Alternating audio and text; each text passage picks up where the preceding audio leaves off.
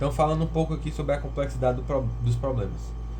Primeiramente, essas são as complexidades principais que são estudadas. NP, isso aqui é assumindo que P não é igual a NP. Isso não é uma verdade que já foi provada. Inclusive, a prova se P é igual ou não a NP vale $1 milhão para quem conseguir provar, mas ninguém conseguiu ainda. Então, esse aqui é o diagrama assumindo que eles não são iguais. E aí a gente vai ter aqui os problemas NP, que eles não são, não existe algoritmos para eles que são resolvidos em tempo polinomial. Então, eles podem ser, por exemplo, da ordem 2 elevado a n. Isso não é polinomial, isso é exponencial. Então, eles são resolvidos em tempo não polinomial, mas checar a resposta dele é em tempo polinomial. Então, você resolver ele é difícil, mas se você já tiver a resposta, checar a resposta dele é fácil.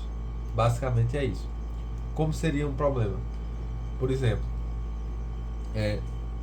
se você tem aqui um conjunto de números,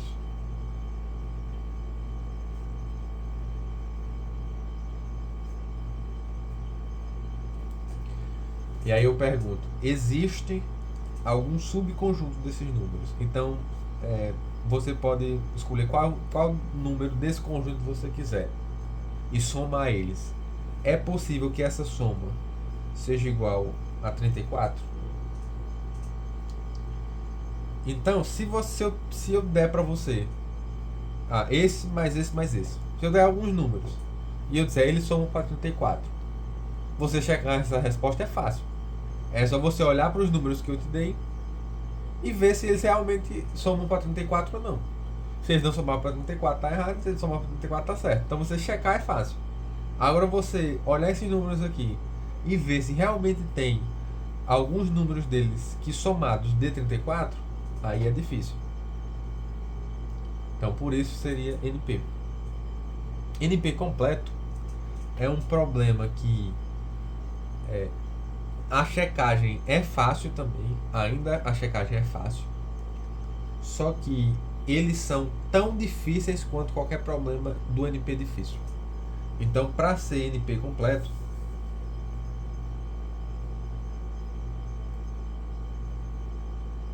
ele precisa ser NP. Então, NP ele é fácil de checar, só que ele é difícil de resolver. Só que ele é tão difícil de resolver quanto o NP difícil. Como é que você prova isso? Você vai pegar um problema NP completo, que já é conhecido, e você vai reduzir esse problema ao problema que você quer provar que é NP completo. Então, se tiver um problema A que está na classe NP completo e você conseguir reduzir, o problema que você quer mostrar é B. Se você conseguir reduzir B para A, no caso o contrário, se você conseguir reduzir A, que é um problema NP completo, para o seu problema, então o seu problema também é NP completo. Então, novamente, o NP completo é NP e é tão difícil quanto o problema NP difícil. E o que são esses problemas do NP difícil?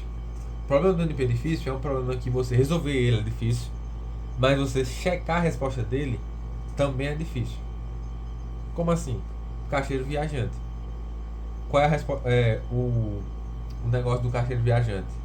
Ache uma rota aqui que você vai começar num ponto e terminar no mesmo, que você passe por todos os vértices e volte com o menor custo possível. Então, se eu disser para você que o menor custo possível é esse daqui, é indo para cá, depois vindo para cá, depois vindo para cá, depois vindo para cá, depois vindo para cá e depois vindo para cá, como é que você vai saber checar se esse realmente é o menor custo possível? Estou te dando a resposta, mas como é que você vai confiar nessa resposta?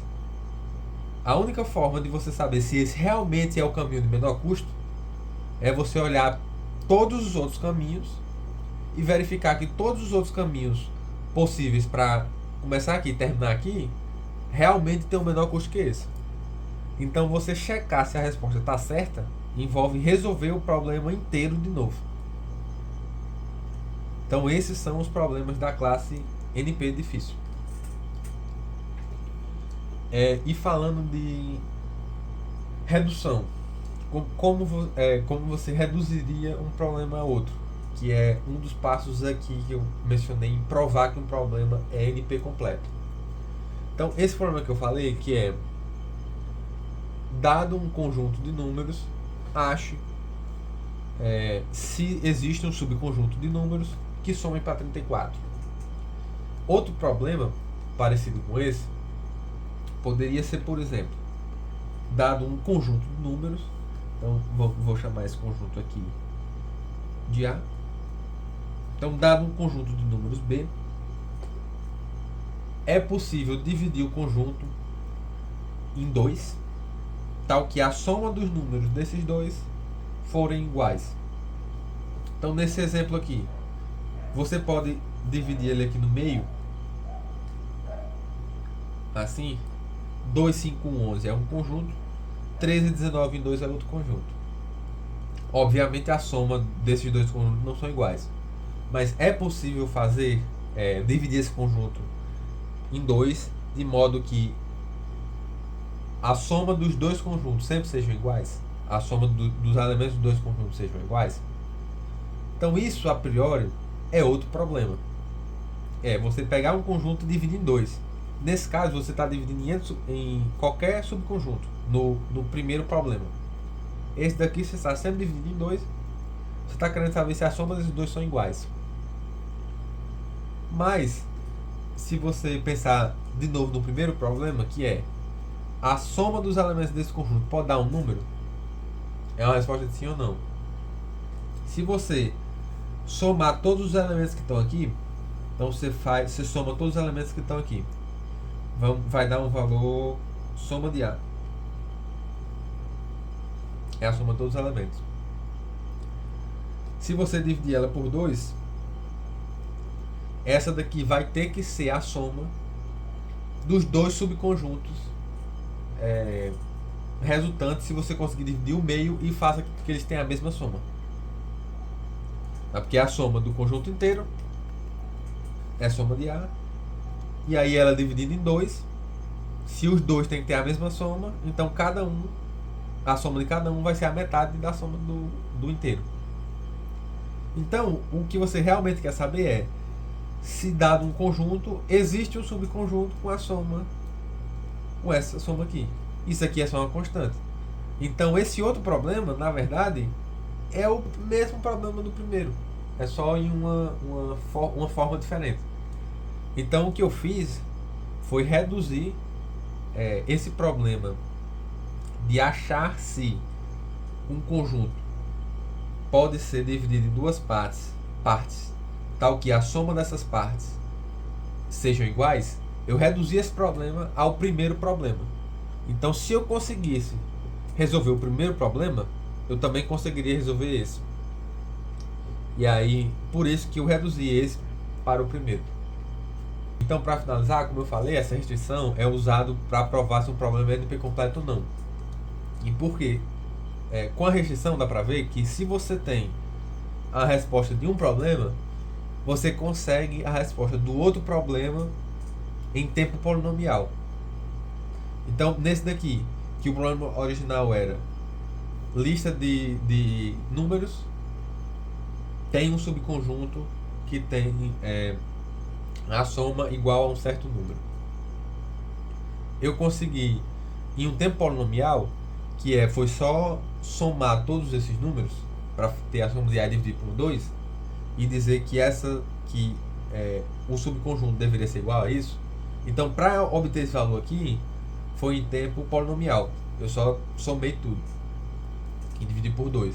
Então, em tempo polinomial, eu, utilizando a resposta do primeiro problema, resolvi o segundo problema. Então, por isso, esse primeiro problema é redutível. O segundo problema é redutível em tempo polinomial ao primeiro. Porque eu consigo a resposta do segundo problema se eu conseguir a resposta do primeiro. Então, se eu tivesse um algoritmo Para resolver esse primeiro problema, eu conseguiria, com esse mesmo algoritmo, resolver esse segundo problema. Por isso que esse segundo problema é redutível ao primeiro.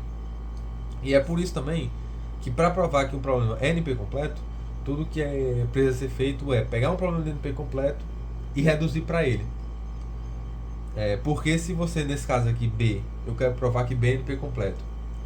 Se eu reduzir um problema de NP completo a B, então resolvendo B, eu conseguiria resolver esse problema. Então, se esse problema é NP completo, B também vai ser NP completo. E aí todos os problemas de NP completo, eles são redutíveis a outros problemas de NP completo, que é assim que você prova que um problema é NP completo.